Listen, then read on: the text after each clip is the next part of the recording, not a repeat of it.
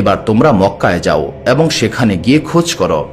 যখন তারা মক্কায় পৌঁছায়, তারা এমন একজন নারীর সন্ধান করতে থাকে যার বাচ্চা হতে আর খুব বেশি সময় বাকি নেই। তখন ইহুদিদের নিকট মক্কার লোকেরা বলে, মক্কায় এমন 5 জন নারী রয়েছে যাদের বাচ্চা হতে আর খুব বেশি দিন বাকি নেই।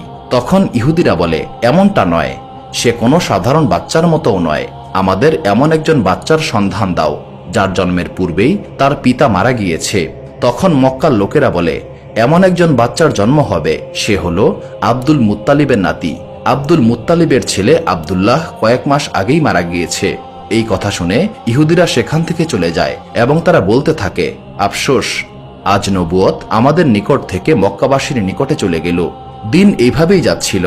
অবশেষে সেই দিন আসলো যার জন্য সবাই অপেক্ষা করছিল, এবং এই দুনিয়ার বুকে সেই বাচ্চার আগমন ঘটে যার কারণে এই দুনিয়াকে সৃষ্টি করা হয়েছে।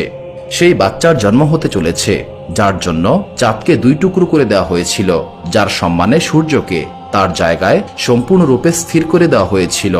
এই সূর্যকে মহান আল্লাহ তাআলা বলেছিলেন, সূর্য তুমি এখনই ডুবে যেও না, আমার হাবিব এখনো আসরের নামাজ আদায় করতে পারেনি। সেই বাচ্চার জন্ম